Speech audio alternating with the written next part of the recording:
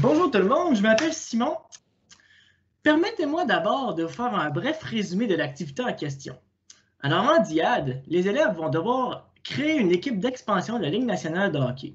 Parmi les tâches à réaliser, les élèves devront déterminer l'entrepreneur à choisir pour la construction de l'amphithéâtre. Ensuite, ils devront choisir la ville d'expansion la plus rentable. Naturellement, ces choix seront motivés par l'optimisation des coûts et des bénéfices. Finalement, ils devront concevoir un logo pour représenter cette nouvelle équipe. Mais qu'est-ce qui fait que notre activité est pertinente? Bien, avant de répondre à cette question, j'aimerais que vous vous rappeliez les activités pédagogiques qui étaient proposées par vos enseignants du secondaire. Étiez-vous toujours stimulé par ces activités-là? Bien, probablement pas tout le temps. Avec les outils technologiques qui sont accessibles de nos jours, c'est facile de rendre une activité qui est en apparence ordinaire en une activité plus intéressante pour les jeunes. C'est pourquoi, dans notre projet, on a porté une attention particulière à l'intégration de certains logiciels informatiques, dont GeoGebra et Screencast-O-Matic, qui vont rendre la résolution du problème beaucoup plus intéressante. Bon, maintenant, d'un point de vue plus pédagogique, la pertinence de l'activité que nous avons élaborée, elle fait aucun doute, parce qu'elle va regrouper de nombreux concepts mathématiques qui sont abordés en 5e secondaire, dont l'optimisation et les fonctions racine carrée, valeur absolue et polynomiale de degré 2. Suite à la résolution de la CD1, les élèves devront modéliser leur polygone de contraintes, le toit de l'amphithéâtre sélectionné et leur logo. De plus, ils auront à réaliser une campagne publicitaire qui sera présentée au reste de la classe à la fin de l'activité. Dans cette campagne, nous retrouverons les éléments suivants. Donc, il y aura la compagnie choisie, la forme du toit désiré, la ville d'expansion, le logo de la nouvelle équipe, le nom de cette nouvelle équipe, et toute autre information que les élèves jugeront pertinente de divulguer au reste de la classe.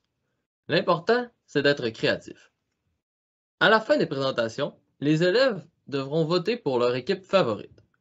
Nous croyons fortement que l'esprit de compétition saura garder la motivation des élèves et favorisera un travail fait avec sérieux. La création d'un logo et la réalisation d'une capsule vidéo apparaît comme un véritable défi à relever pour les élèves.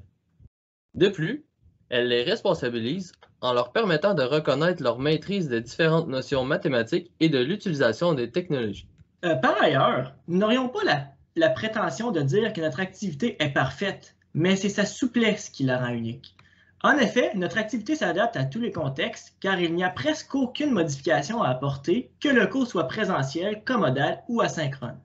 Seule la création des équipes change selon le contexte, c'est-à-dire que l'utilisation de Teams sera ajoutée lorsque le cours sera fait à la maison ou commodal. Finalement, pour vous, enseignants qui désirez entreprendre une activité pour vos élèves sans investir trop de temps à la planification de celle-ci, ne cherchez plus. Notre activité est clé en main.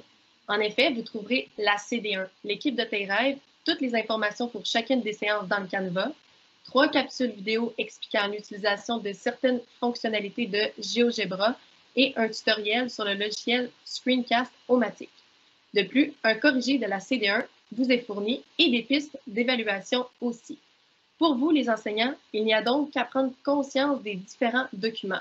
Bref, pour en apprendre davantage sur cette activité, je vous invite à consulter l'article de blog et les documents qui ont été joints pour faire cette activité avec vos élèves. Donc, merci et en espérant vous avoir donné le goût de choisir notre activité pour nos jeunes.